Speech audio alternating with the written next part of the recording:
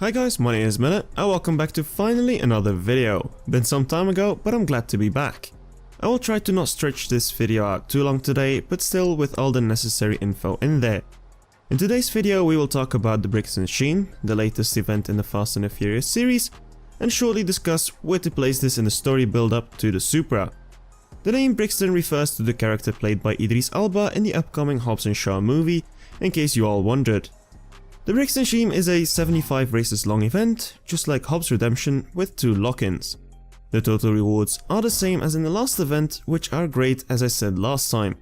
They come down to 4,480,000 cash, 750 gold coins, 28 uncommon, 18 rare and 10 epic fusion parts, 3 stage 6 parts, I'll show later what it takes to win them. Spoiler, it's not that difficult. And for the keys you win 790 bronze keys and 15 gold keys. Again, for the bronze keys it is kind of on the low, but overall rewards I'm quite satisfied. For the first lock-in it is the same as last time around. It is another great opportunity for free-to-play players to join in and play some part of it. The cars up for choice are the 720S and the Warsteiner variant, and the Corvette ZR1. Again, if you don't have any of these cars and you want to buy them, they are available for gold in the showroom.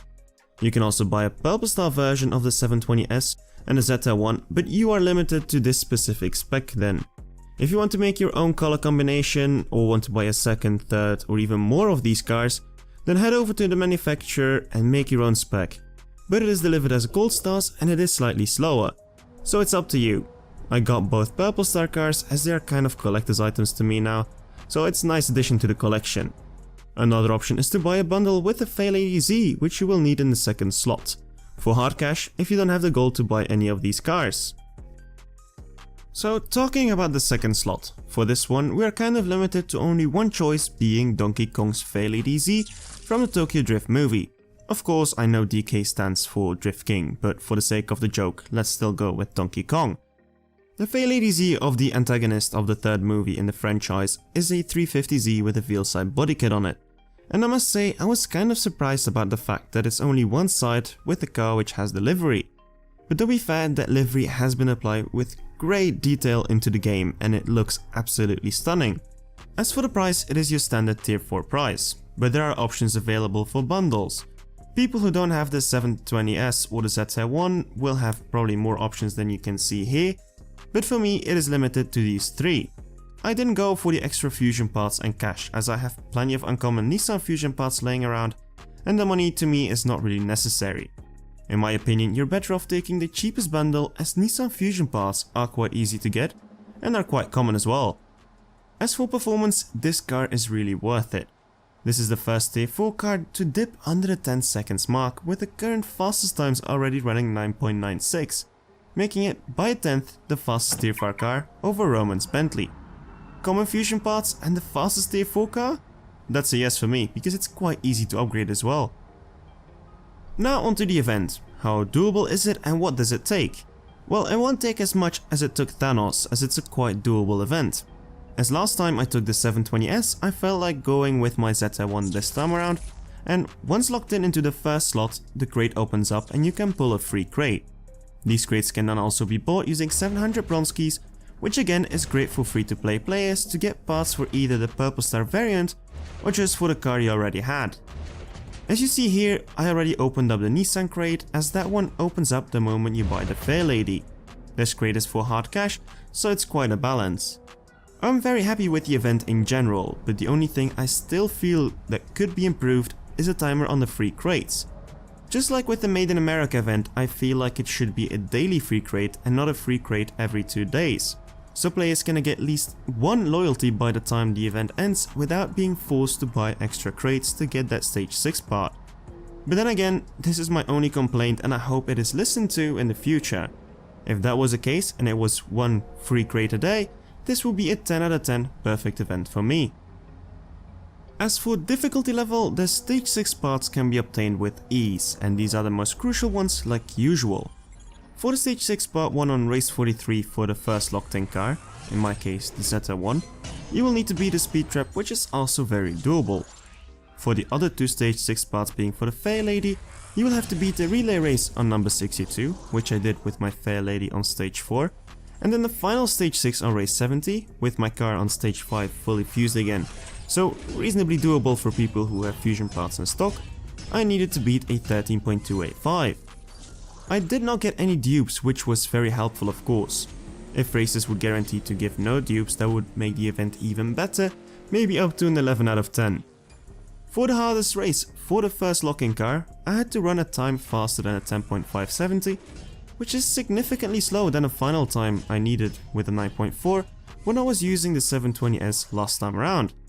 Could it be this depending on how much the car is upgraded, or depends on which car is used? I really don't know, but I might have expected it to be a little bit more challenging for the free to use car. But then again, 2 to 3 stage 6 parts I think will do the job. And now the ultimate moment, the final race.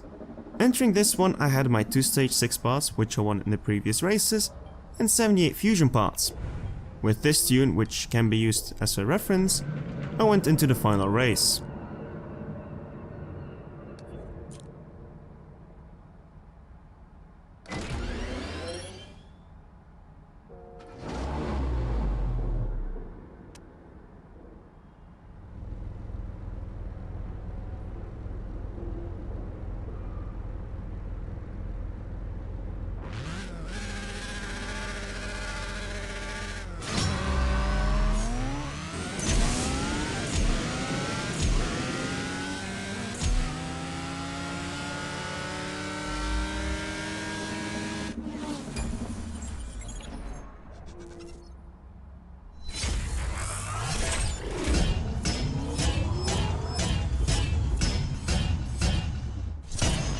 A close finish, but still fun and challenging. Doable with my 2 stage 6 parts, which I feel is the right difficulty level for a paid event. For me, no extra crates were required, but I might have to get some to get the car maxed out, as crates are supposed to not give duplicates and I want this car maxed out. I'm quite satisfied, a long enjoyable event, but what does it mean for the storyline? For the full story, long story short, Hobbs gave some chips to the bad guy, which is not good and everything will go around it. But for the gameplay story, this is the second out of 5 cars I assume you will have to use to get the Toyota Supra in the long end. The other 3 cars will come in the future updates, as for this update there are no more paid cars planned, I think, events. In general, in 2.6 I expect the next 2 being the Veilside RX-7 from Tokyo Drift, also known as Hans RX-7, and also Brian's green Mitsubishi Evo 7 from Too Fast Too Furious. These will be a tad harder to upgrade than the past 2 ones, as fusion parts are less common, as it's Mazda and Mitsubishi, but we will all make it through no matter what. Then the final one, which might come in 2.6 or even 2.7 or beyond, is the F-Bomb Camaro. I kept calling it a split bumper, but I was wrong. The F-Bomb was found once in the files and seemed to be expected in this 2.5 update, but it is not there and it seems to not be shown in the showroom, so we will have to wait and see if it eventually will come or not. And then for the finale, we will then need 4 or 5 cars if the Camaro comes out to get the almighty Toyota Supra Aerotop. So still a long way to go, but to me it seems all worth it. All I can ask for is a final event after the finale, where it's a cup for the Supra, which is 30 races long, and all those 30 races are against the Charger RT on the track with a train on the end. A boy can wish, right? Long story short, too long didn't read basically. Great event, cars look great, and the ZR1 looks even better on the racetrack due to the vibrant yellow with the night lighting looks.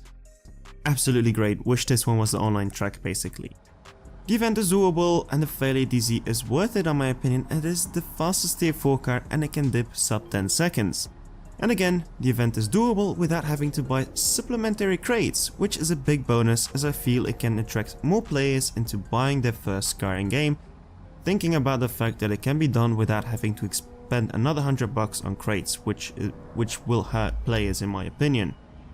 But know that you will need a buckload of fusion parts in the end, which can be gotten from stripping other GTRs or anything else, but you'll get there. I'll close off here with the video. If you enjoyed it, don't hesitate to leave a like, subscribe for more content like this. Y'all know my name is Miller. See you around and keep racing.